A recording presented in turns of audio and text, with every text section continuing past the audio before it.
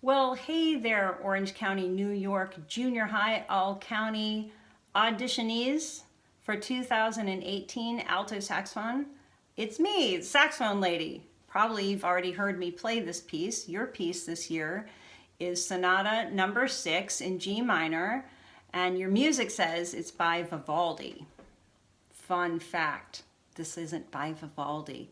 It was written, they think it was written by a guy named Nicholas Chedevier, and they think he attributed it to Vivaldi, thinking that more people would want to play it. But it's certainly written in a style that Vivaldi would have written in.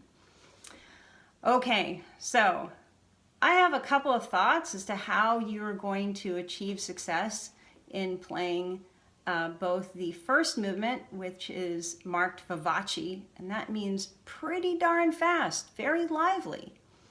And there's a section of the fourth movement you have to play, and that's marked allegro mon no presto at about quarter note equals 104. So I've got a couple of thoughts as to how you're going to play this better. Now, you've already listened to me play it, but the truth is that you need to listen to somebody else play it too. Because this piece wasn't written for the alto saxophone. Oh no, the alto saxophone, as you may know already, was invented in 1841 by Adolphe Sax. But this piece was written in the Baroque era. Music during the Baroque era was written from 1600 to 1750, and this was written about 1700-ish. So this piece was written for an oboe. So I have a couple of suggestions of people you could listen to. If you go onto YouTube, you could listen to Barbara Stegemann play this. You could listen to Jean-Pierre Rampal play it on flute. I'm going to be giving these links below. Or you could listen to Heinz Holliger play it. His link is listed as being by Vivaldi RV58. But I suggest you listen to an oboe player play it too, because that's actually who I listened to before I learned to play the piece. Good thoughts. Okay, the next thought is that this is marked very fast. This is marked dotted quarter equals 60.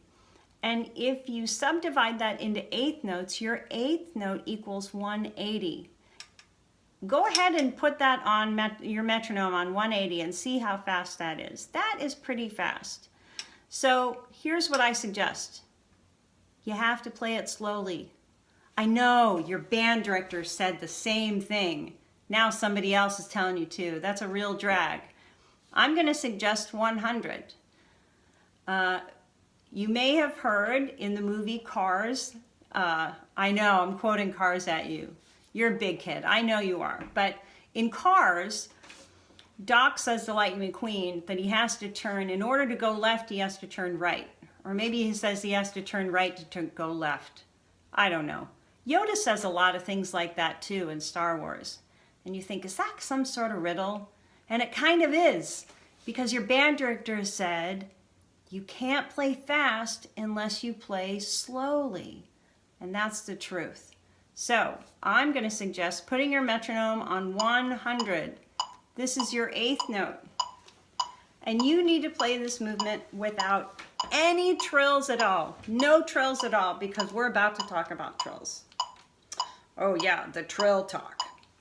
But here we go. This is what it should sound like at the beginning. Nice and slow and even. All the right notes, careful, all the correct articulations.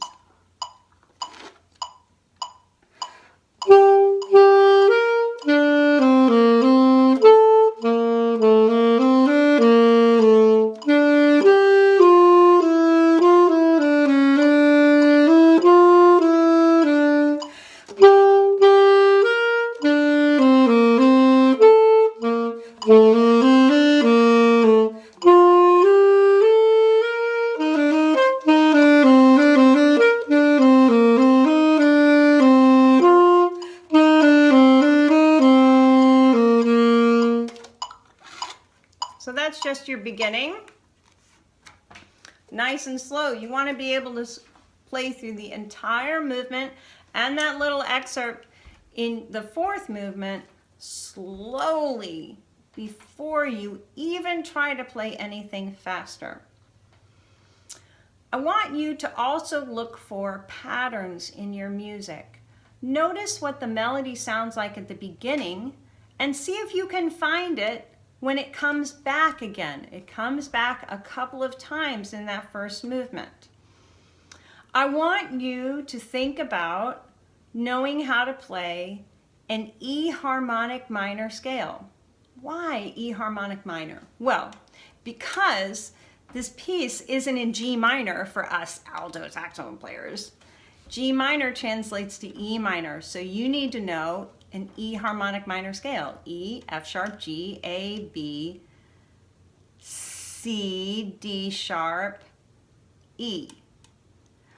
You also may consider figuring out how to play a B harmonic minor scale. B, C sharp, D, E, F sharp, G, A sharp, B, because that also shows up in this piece.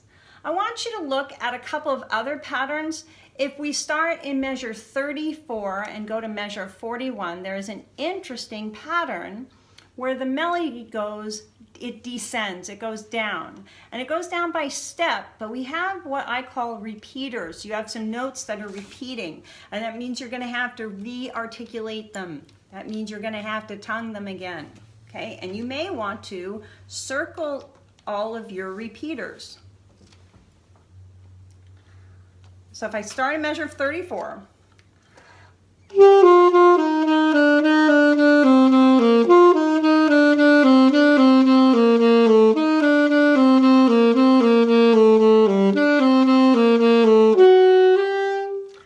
now there's another pattern that comes in measure 42, and here's a trick.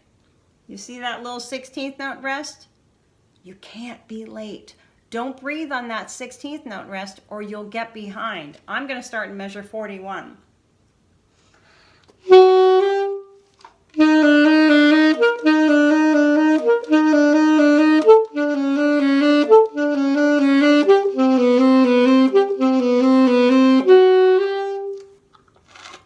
Nice and even there, making sure that your top notes of each measure don't pop out, but that they're not too short either.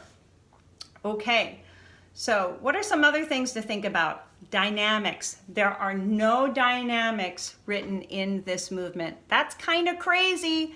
Dynamics are what make the music interesting. It's part of what makes people want to listen to you play. But dynamics are also going to help you make it through these phrases because, wow, you've got to mark some breaths in here, folks. Okay, so if you start the pickup note into measure 34, if you start mezzo piano and then you don't crescendo until about measure 40, you're going to make that phrase. And then you're going to do the same thing starting in measure 42. Start at mezzo piano, quiet. And then you don't want to crescendo until about measure 48 into 49.